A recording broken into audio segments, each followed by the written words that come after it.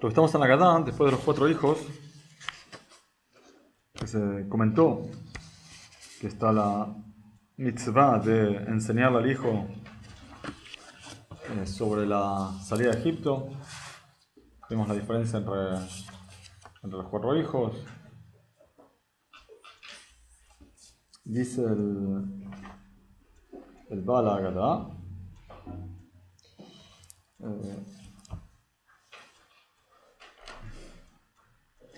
Podríamos haber pensado que podemos empezar a recitar la Gadá desde el primer día del mes de Nisan. La Torá nos dice, en aquel día, o sea, ¿qué día? El día de Pesaj. Lo que también podría significar que el relato debe comenzarse de día, el 14 de Nisan mismo. Dice el versículo, por esto hizo Hashem. Esto se aplica a cuando la matzá y las hierbas amargas se encuentran colocadas frente a ti. ¿Qué significa por esto? Es algo que estás señalando. Por esto Hashem lo hizo. ¿Qué significa por esto? Por la matzá del malor acá delante tuyo. Exactamente.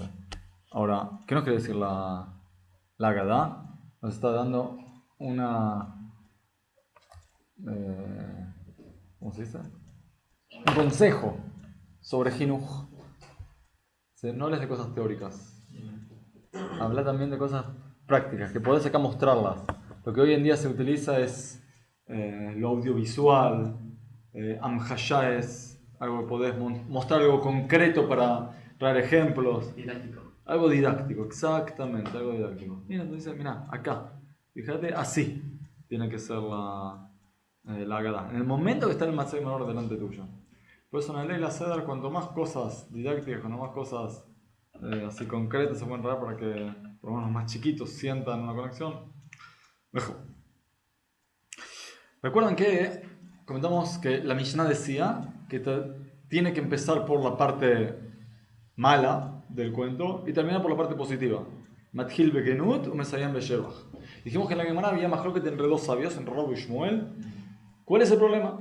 De acuerdo a Shmuel, el problema es un problema físico, que al principio éramos esclavos y luego salimos a la libertad. Y de acuerdo a Rab, el problema es un problema espiritual, que al principio éramos idólatras y luego salimos de la esclavitud de la idolatría a convertirnos en personas libres que sirven a Hashem.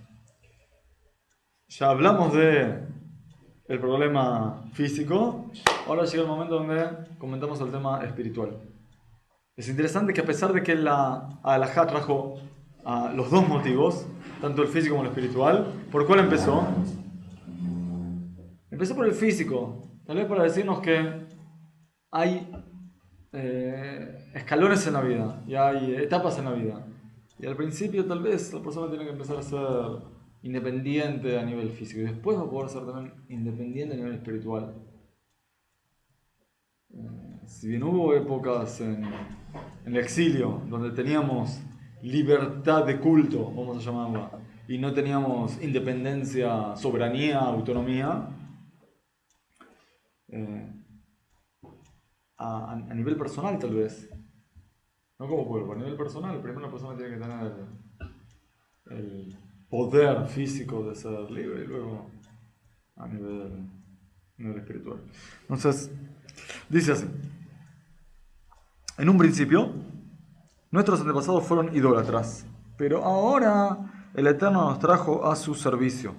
Como dice el versículo, y dijo Yoshua a todo el pueblo: así dijo el Eterno Hashem de Israel: del otro lado del río Éufrates habitaban vuestros antepasados originalmente, Terach, padre de Abraham y padre de Nahor, y servían a otros dioses.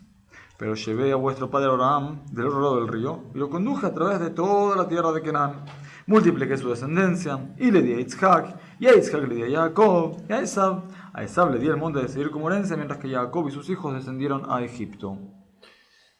Acá, en resumen, nos trae la historia de los Abot hasta la Yeridale Mitzrayim, hasta la bajada de Egipto. Pero que nos trata también de llevar la Agadá a la selección que hubo del pueblo de Israel, donde de cada uno, de Terach había varios hijos, Aram, Nahor, Abraham, fue elegido Abraham. De Abraham hubo varios hijos, Isaac y Ismael, fue elegido Isaac. De Isaac hubo varios hijos, Jacob y Esab, fue elegido Jacob. Para que entendamos que hay algo especial que pasa por esta gente, que es lo que se llama la segulá, de que ellos también van a bajar, van a pasar el sufrimiento y, vamos a llamarlo, el entrenamiento de ser esclavos en Egipto y luego van a salir.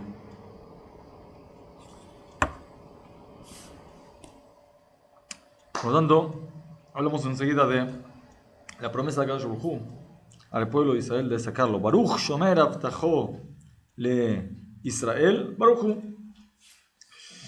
Bendito sea Hashem que cumple su promesa a Israel. Bendito sea. Pues el santo bendito sea prefijó el fin de la esclavitud de Egipto para cumplir el pacto de Abraham. El pacto se llamó Beina Betarim. ¿Por qué el pacto se llamó Beina Betarim? ¿Cómo? De las partes, de los pedazos, que Abraham tuvo que hacer sacrificios y cortarlos en dos. Una especie de simbolismo donde hay dos partes de un entero que hacen un pacto. ¿Cuáles son las dos partes? Abraham y Akadosh Baruj Hu. El pacto, o sea, cuando hay un pacto, hay dos partes que se comprometen a algo. Y como está escrito, y le dijo el Señor a Abraham, sabrás con certeza que tus descendientes serán extranjeros en una tierra que no es de ellos, los esclavizarán. Le dijo el Señor a Abraham, sabrás con certeza que tus descendientes serán extranjeros en una tierra que no es de ellos, los esclavizarán y los afligirán durante 400 años, mas yo he de juzgar a la nación que han de servir y finalmente saldrán de allí con gran riqueza. En principio, pregunta. El hecho de que Akadosh Baruj Hu haya informado a Abraham Avinu que el pueblo de Israel iba a ser esclavizado en Egipto, ¿no quitó el libre albedrío de los egipcios? No. ¿Por qué? No sabía. Porque estaban destinados a castigarlos de buena forma, pero ellos se dieron con Yo me pregunto si al nivel de que había libertad en ellos a no maltratar al pueblo judío. Sí. O sea que, vamos a decir, Akadosh Baruj Hu tenía un proceso histórico que quería llevar a cabo, pero no había una obligación sobre cada egipcio de maltratar a un judío. Cada egipcio podría decir, yo lo trato como empleado, no iba a haber problema, pero cada egipcio eligió, decidió maltratar, hacer sufrir, torturar, amenazar, pegar, mandar a matar a los hijos. Eso fue decisión de cada uno y uno. Por eso en el Yom Suf hubo 3 títulos. Exactamente. Exactamente de acuerdo al nivel de maldad. ¿Fueron destruidos todos, no? ¿Cómo? Todos fueron destruidos. Todos los del ejército. Pero no es que murieron todos los egipcios, el pueblo egipcio desapareció. Pero mucha vida. Quedó destruido. ¿Cómo? Hubo mucha vida. Sí. ¿Y por qué el faraón sí sobrevivió? ¿Por qué? ¿Por qué el faraón sí sobrevivió? Porque tenía que conocer eso. La pregunta es si sobrevivió y volvió tranquilo a comer asado y salchichas, o Hashem lo hizo vivir nada más y sobrevivir después de crear Yam Suf, que pueda decir, reconozco que Hashem es el verdadero Dios, y después se murió. ¿Puede ser también? Pero ya porque se regresaba a Mitzrayim y O por lo menos... ¿No es el mismo de Jonás? ¿Quién no ¿Cómo? regresaba? ¿No es el mismo de Jonás? Hay un midrash que dice que sí. Ni que Que ya de Yonah, que el rey de Nínive. ¿El rey? No sé si es un midrash. Para justificar por qué se dio cuenta que tenía que hacer teshuvah rápido y no perder tiempo. Ya lo conocía. Todo. Hay una cuestión acá que es ¿cuál es el sentido de bajar a Egipto y salir con grandes riquezas. Bueno, ¿no podés dar riquezas de otra manera al pueblo judío? Tenés que hacerlos sufrir durante más de 200 años para que después puedan tener un poco de oro y plata. Hay otras maneras de enriquecer al pueblo, ¿no? ¿Por qué tener que pasar por todo esto? ¿Por qué se sentaron? Pero el hecho de que hayan bajado y el hecho de que hayan terminado absorbidos por la tierra de Egipto, Akadosh Baruj Hu ya sabía que iba a haber un proceso así. Se lo informó a Abraham Avinu mucho antes de que Yosef llegara a Egipto. Pero tal vez, así como en un principio se les pagaba por trabajar, tal vez iba a ser esa recompensa. Pero fijémonos que dice, serán extranjeros, los esclavizarán y afligirán. Akadosh Baruj Hu sabía muy bien qué iba a pasar. Y Abraham también. Abraham podría haber avisado y dicho, señores, cuídense, no se queden ahí en Goshen. Najón, que hay ahí comida muy rica, y Najón, que hay ahí lindos paisajes, y Najón, que hay ahí todas las comodidades del Galut, no se queden. Es decir, todo el pueblo judío se quedó y se sentó. Aparentemente algo bueno tenía que salir de ahí. Oro y plata. Eso es lo que tenemos que adquirir ahí. ¿Para eso sufrimos 200 años? Deja, prefiero ceder a todo el oro y toda la plata y vivir una vida independiente. Tranquilo.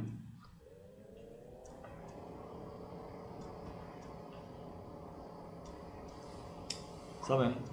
En el Seder comemos matzah y maror. Matzah en recuerdo a la salida y maror en recuerdo a la esclavitud. ¿Por qué? ¿Por qué es necesario también comer el maror? ¿Queremos seguir con el maror? Quiero sacármelo de encima, ya está, chao. Por fin me liberé. ¿Por qué tengo que ahora volver para atrás y recordar el maror? Hay algo bueno en el maror mismo. Tiene algo positivo.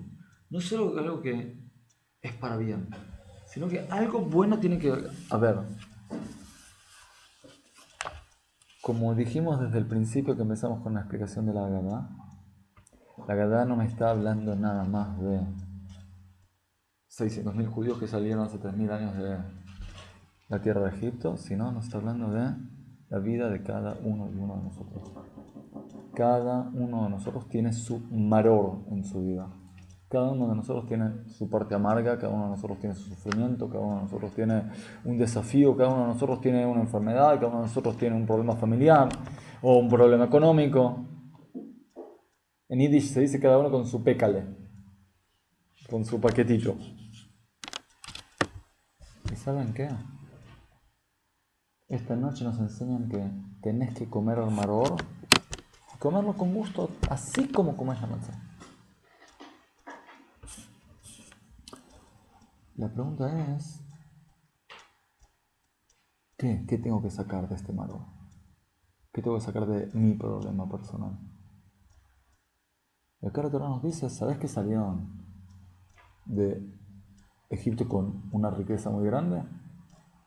Este es el maror, esta riqueza.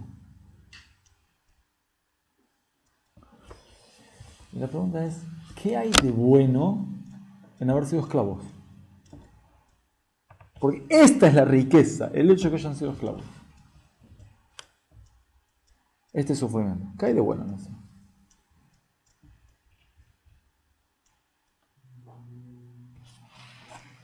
Fíjense cómo podemos ver las cosas desde otro plano, desde otro punto de vista. Es fácil ahora hacerlo con otro, y a través de lo que aprendemos ahora, tal vez podamos hacerlo también con nuestras dificultades. Una vez escuché de un rabino muy interesante, que tiene a veces maneras novedosas de entender las cosas. Y me dijo, ¿sabes por qué entiendo a veces las cosas diferentes? Cuando yo era chiquitito era disléxico. Lo que a mis compañeros les llevaba un minuto leer, a mí me llevaba 10. Cada palabra tenía que leer varias veces. Cada oración tenía que leerla varias veces hasta que entendía. Eso me acostumbró a leer las cosas más lento y tener que esforzarme más para entender. ¿Cómo lo vería una persona normal eso? Un problema grave. Y yo a lo largo del tiempo me di cuenta que eso era una baraja enorme. ¿Por qué? Entendí que comprendía las cosas con 10 veces más profundidad que el resto de mis compañeros. Estoy hablando de una persona muy profunda, muy inteligente. Fíjense, agarró la dislexia y la convirtió ¿en qué? En una baraja para él. ¿Saben qué aprendimos en Egipto siendo esclavos? Aprendimos a ser esclavos. ¿Para qué queremos saber ser esclavos? Para poder ser esclavos allá. Un pueblo donde hay autonomía, soberanía, fuerza, poder económico, poder del ejército. No es tan fácil subyugarlo a 613 preceptos con sus limitaciones, con sus obligaciones. Pero un pueblo que ya está acostumbrado a recibir obligaciones y limitaciones y compromisos y responsabilidades en Egipto, va a ser mucho más fácil que reciba. No sé si otro pueblo hubiese dicho con facilidad, Naaseh v'nishma, haremos y escucharemos. ¿Qué tipo de alma se necesitaba por poder decir algo así? Un alma muy humilde, un alma muy sumisa. ¿Gracias a qué logramos esto? La esclavitud. O sea, hay otra riqueza más allá de la plata y el oro con la que tenemos Egipto. ¿Cuál es esta riqueza? Aprender a ser esclavos. Aprender a ser sumisos. Aprender a ser humildes.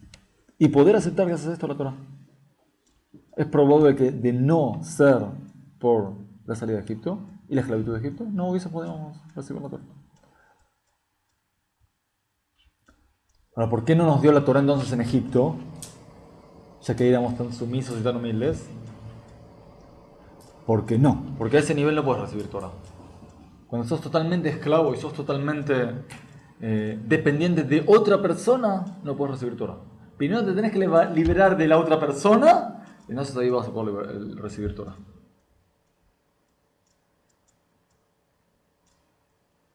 Cada uno tiene también su propia esclavitud, su propia limitación.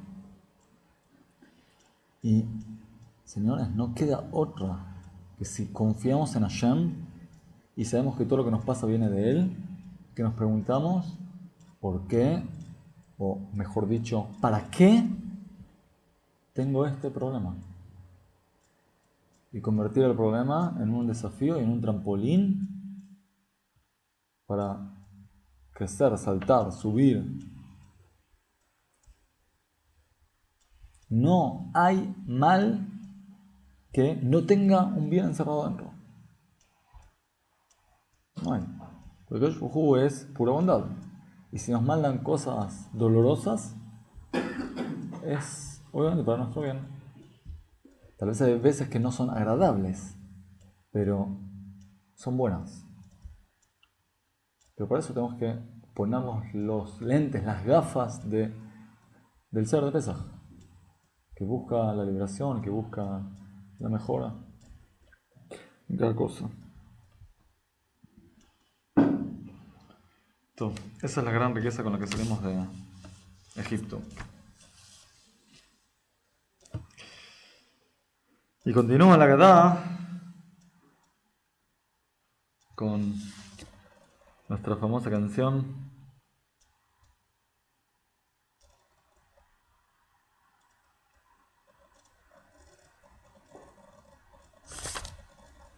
והיא שעמדה לאבותינו, והיא שעמדה לאבותינו ולנו, שלא אחד בלבד עמד עלינו לכלותנו, עמד עלינו לכלותנו. והיא שעמדה לאבותינו, והיא שעמדה לאבותינו ולנו, שלא אחד בלבד עמד עלינו לכלותנו, עמד עלינו לכלותנו. והקדוש ברוך הוא מצילנו, מצילנו מידם. והקדוש ברוך הוא מצילנו, מצילנו מידם. Las señoras desde Labán y Esav, que quisieron matar a Jacob, pasando por los egipcios, pasando por Amalek, pasando por los Cananí y por Sihón y Og, y pasando por los Plishtim, y pasando por todos los pueblos de esa época alrededor que trataron de luchar contra el pueblo, Amón y Moab, y Balak, Ben Zippor, y pasando luego por el rey de Babilonia, que hizo una masacre acá, y luego por Amán, que quiso exterminar al pueblo judío, y volvemos a Israel, y tenemos que enfrentarnos luego con los griegos, y luego con los romanos, que hicieron nuevamente una masacre enorme en Israel, y luego la dispersión por todas las tierras. ¿Y dónde no hubo persecuciones? En Alemania, desde la época del siglo IX-X, en España, en la época de la Inquisición, Polonia, Rusia en la época de los pogromes, hasta pasar por la época de la Shoah, el Holocausto, donde un tercio del pueblo judío fue liquidado. Y qué fuerza del pueblo judío de decir acá el Ruhum Matzilenu Miyadam. Y también cuando vemos que parte del pueblo cae, que parte del pueblo es aniquilado, seguimos diciendo, no, Akadosh Baruj Hu está con nosotros y nos libra de sus manos. ¿Saben de qué viene esta visión? Esta visión viene de que la visión del pueblo judío no es una visión individual, porque si la persona debería medir la salvación o la aniquilación a nivel individual, va a decir, ¿cómo? Esta persona fue aniquilada. ¿Por qué dice acá que el santo bendito sea nos libera de sus manos? A la persona la mataron. ¿En qué momento la persona puede decir aquello que nos salva de sus manos? Si nuestra visión está arraigada en el pueblo. El pueblo de Israel es eterno. Netzach Israel lo yeshaker. Akadosh Baruj Hu está con el pueblo de Israel a toda costa. Y el pueblo como pueblo está prometido por Akadosh Baruj Hu, no va a ser destruido. Es algo increíble, imposible de entender. ¿Cómo puede ser que un pueblo tan chiquitito y tan perseguido pueda subsistir? ¿Sabes cuándo me acuerdo si les conté de un judío en un campo de trabajo donde cuentan que Hitler pasó a visitar y digo que este judío estaba ahí al costado reflexionando y lo mandó a llamar por un SDS? ¿Qué hace ese judío sin trabajar? ¿Un judío qué estás haciendo? Estoy pensando. ¿En qué estás pensando? En comida. ¿Comida? ¿Tú puedes pensar en comida? Sí, estoy pensando en comida. ¿Qué? ¿No es suficientemente buena la comida acá en nuestro campo de trabajo? Dijo, no, no es eso. Estoy pensando en otra cosa. ¿En qué? No, lo voy a explicar. Hace 3000 años hubo un faraón que nos quiso exterminar. Y nosotros, para recordar la salvación, comemos matzá.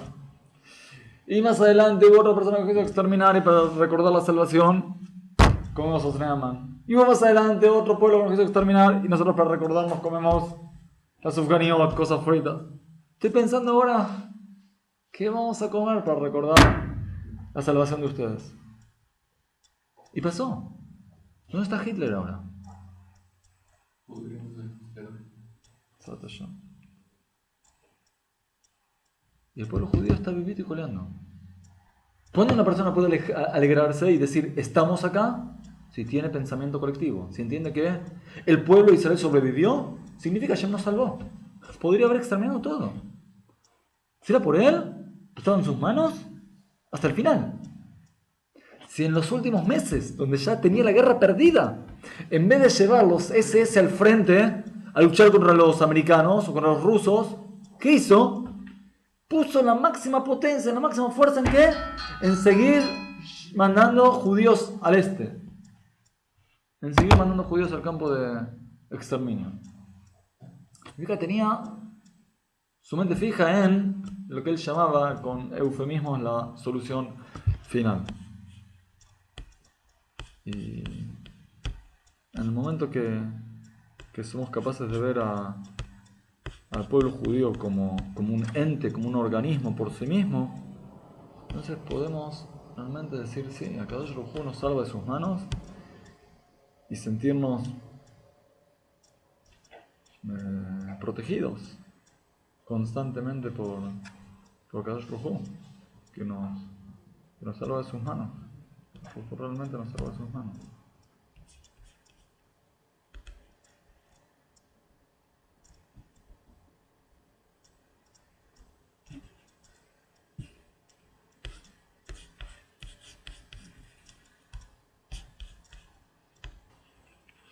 Por eso muchos judíos se dan cuenta de la maravilla de ver al pueblo judío todavía vivo. Sí, una vez leí algo de Mark Twain, el creador de Tom Sawyer, que decía que el pueblo judío es algo que sale de las leyes de la historia. No puede ser algo así. Que siga vivo, si no es por una fuerza superior que lo protege y lo conduce. Entonces, ahora, señores, empieza la Agadá misma. O sea, el relato empieza acá. Y dice así: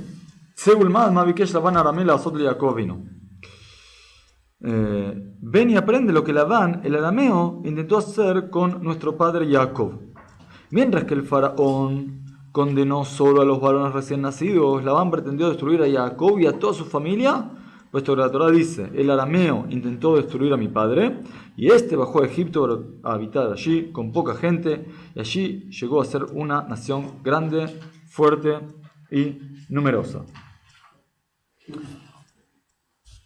¿Qué va a hacer ahora el Baal Agadá? Va a agarrar unos pesukim de la Parashat Kitabo, que habla sobre lo que se denomina Mikra Bikurim, que es un pequeño relato que tenía que hacer cada persona que iba al Beit HaMikdash a llevar los Bikurim, las primicias. Tenía que contar en chiquitito la salida de Egipto. Y decía así: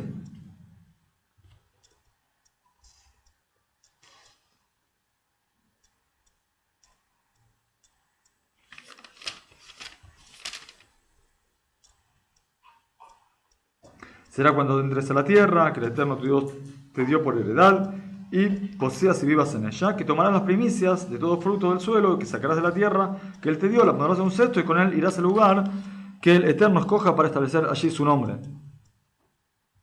Muy bien, ahí entra.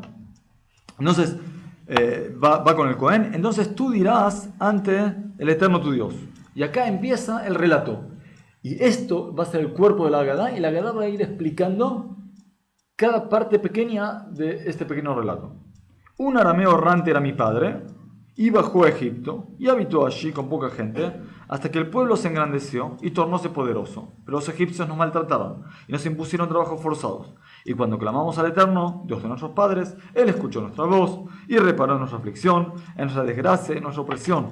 Y el Eterno nos sacó de Egipto con mano poderosa, y brazo extendido, con terribles señales y prodigios sin par, para traernos a este lugar, una tierra que emana leche y miel, que puso a nuestra disposición. Por eso dirás con gratitud, ahora he aquí, que te brindo los primeros frutos de la tierra, que tú, oh Señor, me has dado. Y te alegrarás en todas las cosas buenas que el Eterno, tu Dios, te dio a ti y tu familia, y el levita y el forastero que mora entre vosotros. Zeo, eso es la Agadá. Estos psukim que aparecen en la Parashat Kitabó, y la Agadá lo que hace es ir de cada palabra aprendiendo otra cosa nueva, otra cosa nueva, otra cosa nueva. La pregunta es, ¿por qué la Torá, si quería realmente relatar la salida de Egipto, no trajo los psukim del Sefer Shemot? Que se extiende más, que lo cuenta directamente, y fue Moshe al faraón y le dijo, saca. ¿Qué opinan? ¿Qué tienen estos pequeños psukim que no hay allá? ¿O que hay allá que la Agadá no quería meter aquí?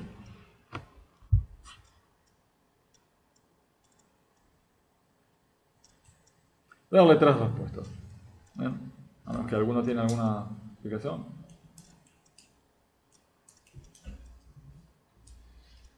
Primera respuesta, más bien técnica. El relato de la salida misma de Egipto, como ya les dije, no es lo principal, sino que es un modelo de liberación que nosotros tenemos que aprender de él para poder liberarnos. Por lo tanto, no quisieron hacer de eso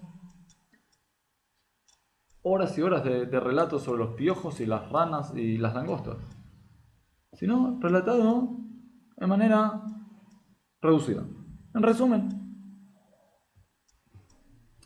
Segundo, ¿quién no aparece acá? Que en el relato del Éxodo aparece constantemente.